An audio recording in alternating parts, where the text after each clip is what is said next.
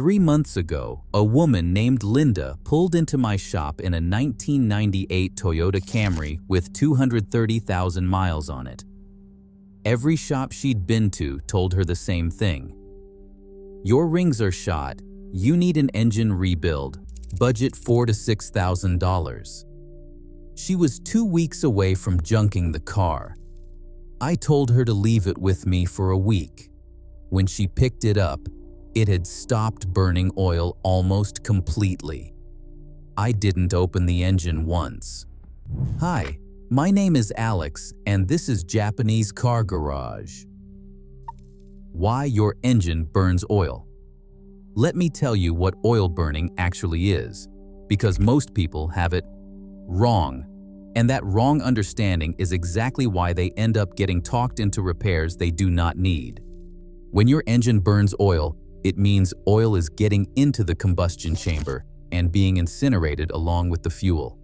You will see blue or gray smoke from the exhaust, especially on cold starts or hard acceleration. Your dipstick level drops between oil changes. Sometimes you will smell it, sometimes you will not smell anything at all. That is almost worse because the problem is invisible until one day you are down a full quart and you had no idea. Now here is where the story gets interesting. There are two ways oil gets into the combustion chamber. Either it comes up past the piston rings from below, or it comes down past the valve stem seals from above. Those are two completely different problems, with two completely different solutions. The single biggest mistake I see shops make is treating every oil-burning engine like it is a ring problem, quoting a rebuild, and sending the owner into a mild panic. The truth is, in my experience, the majority of oil-burning cases in Japanese engines, especially Toyotas and Hondas with over 150,000 miles, are not caused by mechanically worn rings. They are caused by carbon deposits, varnish buildup, a stuck positive crankcase ventilation valve, seals that have dried and shrunk from years of extended oil change intervals. These are chemical and maintenance problems, not mechanical ones. And chemical and maintenance problems have chemical and maintenance solutions. Why the American approach makes it worse. Here is what most American shops do when you bring in an oil-burning engine. They check the oil level, maybe do a compression test, and if the numbers are even slightly low, they start talking rebuild. Look, I am not saying every shop does this out of greed. Some genuinely believe that compression numbers tell the whole story. They do not. A compression test tells you the mechanical condition of the rings at that moment.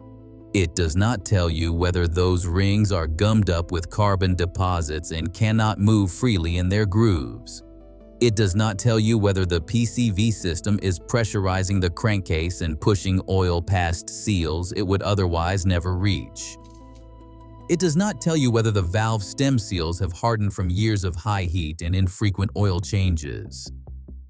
I have seen engines with perfectly normal compression numbers burning a quart every 1,000 miles. I have seen engines with slightly below average compression numbers that did not burn a drop. The compression test is one data point. It is not the verdict. And here is the part that really gets me.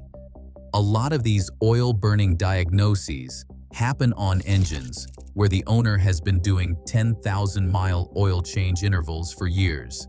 That means the oil in that engine has been thick with contaminants, running hot, and depositing varnish on every internal surface for a long time. Nobody at the shop asks about the oil change history. They just check compression, say it is worn, and start writing estimates. It happens every single day. The Japanese mechanic's diagnosis method. The first thing a Japanese mechanic does when an oil-burning engine comes in is something American shops almost never do. They ask questions. Then they do a real diagnosis before reaching for any tools at all. What oil are you using? What viscosity are you running? When was the last oil change? How long have you owned the car? Has the PCV valve ever been replaced? Does the burning happen on cold starts, hot starts, or under acceleration? Is it constant or intermittent? These questions matter enormously because they tell you where to look. Oil burning on a cold start that clears up after a minute almost always points to valve stem seals. They dry out overnight, and when the engine first fires up, oil that pooled on top of the valves gets sucked through. Oil burning under hard acceleration usually points to rings. Constant burning that never clears up suggests a PCV problem or severe deposit buildup. After the questions, the Japanese mechanic does a leak down test, not just a compression test. A leak down test pressurizes each cylinder individually and tells you not just if compression is leaking, but where it is going. Into the crankcase, rings. Out the intake, intake valve. Out the exhaust, exhaust valve. That distinction is worth $1,000 in repair costs because it tells you exactly what you are dealing with. 9 times out of 10, what it tells you is that the rings are not worn, they are stuck. Stiff, coated in carbon that prevents them from expanding and sealing properly. That is not a mechanical failure. That is a chemical problem. And that means you have options. Step 1. The viscosity reset. Step 1 is what I call the viscosity reset, and it is the foundation of this entire process. Most people think that if your engine is burning oil, you should switch to a thicker oil to compensate. Heavier viscosity, better sealing. This is one of the most common pieces of advice on the internet, and it is almost always wrong. Thicker oil does not fix the problem. It masks it temporarily while making everything worse underneath. Thick oil does not flow into tight passages. It does not reach the narrow ring grooves where the carbon deposits are. It does not circulate through the valve train as efficiently. Over time, it accelerates the exact deposit buildup that caused the problem in the first place. Here's what Japanese mechanics actually do. If the engine has been running a thick oil like 10W30 or 10W40, they switch to a full synthetic 0W20 or 5W20 at the next oil change. Not because thinner oil seals better, but because thinner synthetic oil penetrates the carbon deposits in the ring grooves and starts to dissolve them. It reaches places thick oil never gets to. This step alone, just changing to the right viscosity of full synthetic, has reduced oil consumption noticeably in probably a third of the oil-burning cars that have come through my shop. No additives, no treatments, no repairs. Just the correct oil. People look at me like I have performed some kind of magic. I have not. I have just stopped suffocating the engine with the wrong fluid. Do this for one full oil change interval before moving to the next step. Give the thin synthetic time to start working on those deposits, then come back. Step 2. The Italian tune-up, Japanese style. This step is my favorite because it sounds like I am telling you to go have fun. And in a way, I am. But there is real engineering behind it. Japanese mechanics call it a high-load clearing run. In America, old-school mechanics used to call it an Italian tune-up, which always makes me laugh because there is nothing Italian about it. The concept is simple. Carbon deposits in ring grooves and combustion chambers burn off at high temperatures. Most city driving never gets the engine hot enough to clear them. So you take it out and you do it deliberately. Find an on-ramp or a long empty road. With the engine fully warmed up, and I mean fully, at least 15 minutes of driving, not 2 minutes from your driveway, accelerate firmly through the revolutions per minute range, 2 or 3 times. Not reckless driving, not redlining a cold engine. A warm, controlled, sustained pull from about 2,000 to around 4,000 or 4,500 revolutions per minute. Let the engine breathe. Let it get hot. Do this 3 or 4 times over the course of a normal drive, then bring it back to regular driving. What you are doing is creating enough heat and combustion pressure to loosen and burn off carbon deposits that have been sitting in those ring grooves for years. In some cases, you will actually see a brief puff of blue or white smoke during this process. That is the deposits burning off. That is a good sign, not a bad one. I had a customer with a 2004 Honda Accord V6 that had been burning oil for 2 years.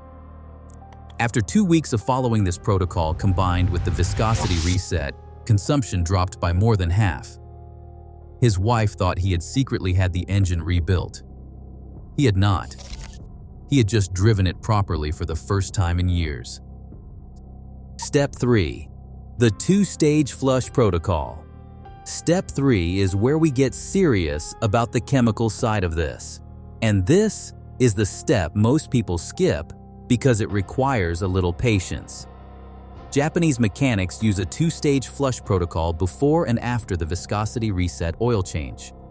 This is different from the aggressive engine flushes you see advertised at quick lube shops. Those products worry me. Pouring a harsh solvent into an engine and running it for 10 minutes can dislodge deposits so quickly that they clog oil passages before they drain out. I have seen that cause more damage than the original oil burning.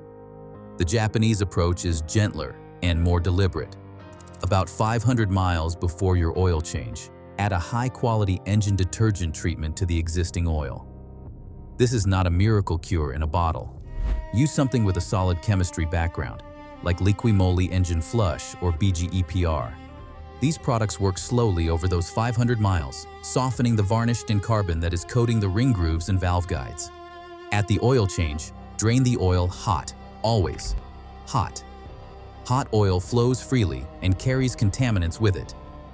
Cold oil leaves 15% of the old contaminated oil behind, and that immediately mixes with your fresh oil. After draining, wait 30 minutes before refilling. Oil trapped in the passages, in the valve train, and in the timing chain tensioner will drip down into the pan. Remove the drain plug a second time. You will be surprised how much additional contaminated oil comes out. Refill with your full synthetic 0W20 motor oil. This double drain combined with the pre-treatment removes a level of contamination that a conventional oil change never touches. Do this for 2 consecutive oil change cycles, and you are giving those rings the cleanest possible environment to reseat. Step 4 addresses the valve stem seals and the PCV system. If nobody has ever explained the PCV valve to you, get ready, because this small plastic part is responsible for more oil burning than most people will ever know. PCV stands for positive crankcase ventilation. The PCV valve routes blow-by gases from the crankcase back into the intake to be burned. When it works correctly, it maintains a slight vacuum in the crankcase that actually helps keep oil where it belongs. When it is stuck, worn, or clogged, it causes positive pressure in the crankcase. That pressure pushes oil past seals, past rings, into places it should never be. A PCV valve on most Toyotas and Hondas costs between $8 and $15. It takes 5 minutes to replace. I cannot tell you how many times I have fixed an oil burning problem that a shop quoted at $4,000 by replacing a $12 PCV valve. If your PCV valve has never been replaced and your car has over 80,000 miles, replace it today. Before anything else, do it now. For valve stem seals that have hardened and shrunk, Japanese mechanics use a seal conditioning treatment added to the fresh oil after the flush. Products such as Marvel Mystery Oil, Liqui-Moly Valve Saver, or similar additives contain ingredients designed to swell and condition rubber seals back toward their original shape. These are not magic. They do not work on seals that are cracked or physically destroyed, but on seals that have simply dried and shrunk from heat and infrequent oil changes, which is the majority of cases. They work remarkably well. Step 5. The verification drive. Step 5 is about reading the results, and this part requires you to become a little obsessive about your dipstick for about 30 days, which honestly, you probably should have been all along, but nobody told you that either. After completing the flush, the viscosity reset, the high-load clearing runs, and the seal treatment, You need to track your actual oil consumption over the next 1,000 miles. Check the dipstick every 200 to 300 miles. Write it down, date it. Note how many miles since the last check. This is how Japanese mechanics verify whether a treatment protocol is working. What you are looking for is a trend. Consumption should be decreasing with each cycle. If you were losing a quart every 1,000 miles before, you should see that stretch to 1,500, then 2,000, as the deposits clear and the seals condition. If consumption is getting worse, or if you are seeing heavy blue smoke that was not there before, that changes the diagnosis, and it is time to have a real conversation about the mechanical condition of the engine. But in most cases, what you will see is improvement. Gradual, measurable, real improvement. Linda's Camry went from losing a quart every 800 miles to losing a quarter of a quart every 3,000 miles. That is not perfect, but it is the difference between a car she can drive confidently every day and a car she was about to abandon. The maintenance habit that prevents it coming back. None of this matters long-term if you go back to the habits that caused the problem in the first place. Japanese mechanics are relentless about this point. Change your oil every 5,000 miles. No exceptions. Use full synthetic oil that meets your manufacturer's specification. Replace the oil filter every single time. Check your oil level every 2 to 3 weeks, not when the warning light comes on. The warning light means you are already a quart or more low. At that point, the damage from oil starvation is already happening. For turbocharged engines, drop that interval to 3,500 to 4,000 miles. The turbo runs at extreme heat, and the oil degrades faster than you think. Extended intervals on a turbo engine are how you turn a $1,000 turbo replacement into a $4,000 engine replacement. Oil burning in a Japanese engine is almost never a death sentence. It is a symptom. And like most symptoms, catching it early and treating the cause instead of the surface problem is the difference between a $10 fix and a $10,000 one. That Camry Linda drives, she is still in it. Last I heard, 260,000 miles and counting. If you found this useful, hit that like button and subscribe to Japanese Car Garage. Watch the next video, because I'm going deep on the maintenance mistakes that destroy Honda VTEC engines at high mileage. You do not want to miss that one.